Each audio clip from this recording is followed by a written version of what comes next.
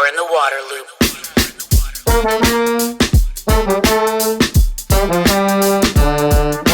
Waterloop. Welcome to Waterloop. This is Travis, joined by Vinay Jaju with the SwitchON Foundation in India. Thank you for coming on the podcast. Thanks, Travis. Thanks so much for having me in. Yeah, you are one of the 10 finalists in the solution search, looking for solutions that at the intersection of water pollution and behavior change. Congratulations on that. Very exciting. Could you give kind of a 1-minute summary of your solution? No, it's an honor. Thank you very much. At SwitchON Foundation, we've been promoting organic farmer groups, organic agriculture. And what we recognize is that our current form of agriculture, which is very dependent on external resources, and water especially being one of the major sources which is required in our current form of agriculture, is causing harm to our aquifers, polluting the water, but as well as depleting water. So India now is one of the highest countries with water depletion is happening, and cities across India are very soon going to run out of water, and this is a large cause of concern. And because of the water that's getting depleted, there's arsenic problems and various problems that we see in today's time, and also the industrial form of agriculture that we do is where a lot of chemicals are being used is polluting water. So that is why organic agriculture, sustainable agriculture is the way to go for water pollution. But also there are multiple other sustainability reasons why we do this. Yeah, so organic, sustainable agriculture is a way to address this problem. I want to hear a little bit more about the problem, about the chemicals and the pesticides and that side of the problem too, and how that's a problem for the health of people, right? Sure. So there are two ways to look at the problem. One is because of water depletion, India currently is depleting water at a far greater rate than what it is able to add back to our aquifers. And because of that, we are going really low into the ground structure, and that is leading to problems like arsenic, etc. So that is one side of the problem. The water depletion and the high use of agriculture. So 98% of the water in India is being used for agriculture, and that is a real large concern. The other side of the problem is the green revolution, what was called in India, where a lot of farmers who were already doing sustainable agriculture 50 years back, organic agriculture 50 years back, because of lack of resources mainly, but were encouraged to start putting a lot of chemicals into the soil. And these chemicals, some of them are banned in many parts of the world, are freely used with very little oversight, and most farmers don't even are putting more chemicals than the soils actually need, which is of course depleting the soil health and quality of the soil, is causing is adding to climate change, greenhouse gas emissions, but very importantly also polluting the water sources. And water sources, again, it's getting added into our aquifer, so the groundwater is getting depleted, but also surface water, which is very often used for drinking in large parts of India, is used for drinking surface water. And it's leading to massive health issues. It's leading to a lot of problems around environment degradation and destruction. So just by concentrating on organic and sustainable agriculture, we are able to find solutions to all of this. Yeah, and now I want to hear about that. So this, organic, sustainable agriculture. What are the benefits of that, and then how are you getting people to change to that practice? Sure. So, I mean, if you go to any farmer and if you were to ask him, if given a choice, would he or she prefer to do sustainable agriculture versus chemical driven agriculture or chemical fertilizer driven agriculture, they would hands down want to do promote sustainable agriculture because they very clearly understand it's good for the soil, it's good for their health, uh, it's good for the environment. Even if they don't know anything about climate change, even if they're not concerned about climate change in that sense, but they know it's good for their farmland, it's good for their local ecosystem.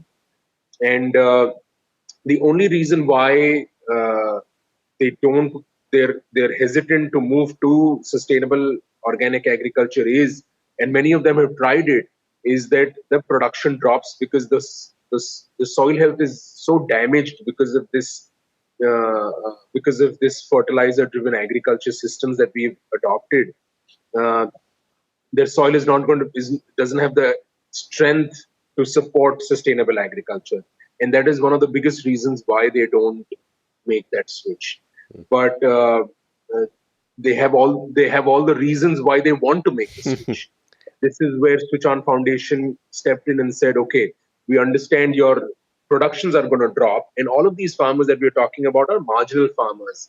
In India, especially in East India, these are sub-acre farmland. So 99%, the state I'm from, West Bengal, farmers hold less than 1 acre of land. 99% of farmers hold less than 1 acre of land. So you can really imagine they're really hand to mouth farmers. They're just barely able to sustain their families, their livelihoods, and they're completely dependent on agriculture or agriculture driven systems. So this is where SwitchOn Foundation came in. We said that we're going to set a platform for you where if you completely turn to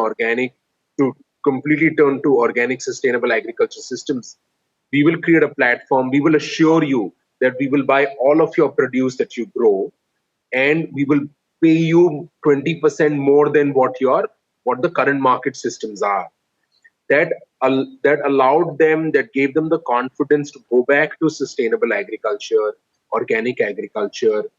uh, many of them, their fathers or forefathers were practicing it, so they knew the benefits of it, and they were seeing the destruction that was already created from their current practices. So they were ready to make the switch, like all farmers or most farmers across India would be, but they needed that confidence that someone they would be able to sell their product somewhere, and because their productions are going to drop, they are going to get compensated through another means. And this is what SwitchOn Foundation went in. It set up a sustainable enterprise. uh, the the co-founder of SwitchOn Foundation, Ekta, she went on to set up a social enterprise called Organic Foods, and assured the farmers that they will be all their produce will be bought at 20% higher than market prices, and that switch was easy. Of course, it took a while. We had to offer them trainings. We had to uh, increase the soil health, etc. Bring in experts to do that, and but that switch was made, and it's sort of now spreading across the region. There are more and more farmers who are joining hands, and luckily, the demand for organic and sustainable agriculture products is growing globally, and so is it in India as well. So, yeah, that market linkage was made to happen.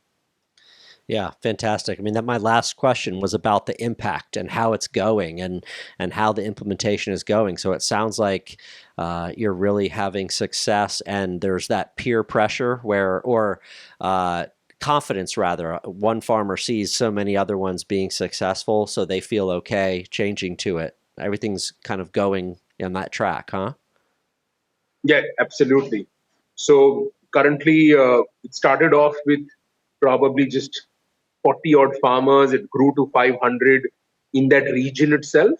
Now there are over uh, 5,000 farmers from across 4 states that are part of the system. We have made a network of over 20,000 farmers. I'm not saying that we are getting each of these farmers to grow organically at this point, or it's getting we're buying from all of them.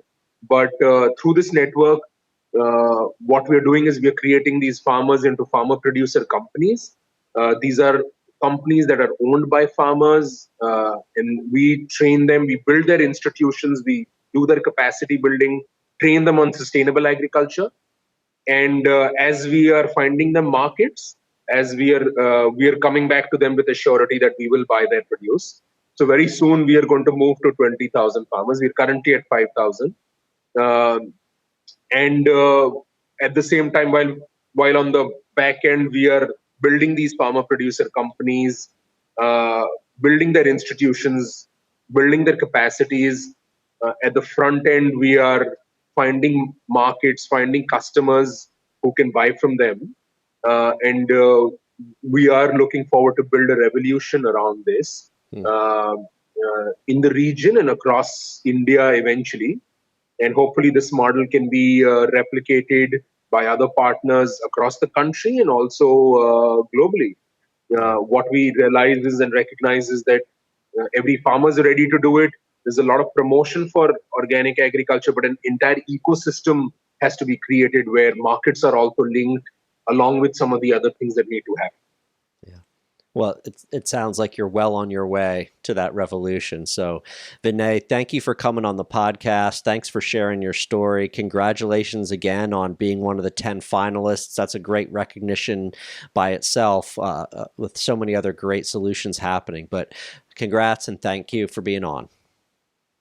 Thank you so much, Travis. It was a real pleasure. And thank you once again for shortlisting. Waterloop, Waterloop, Waterloop.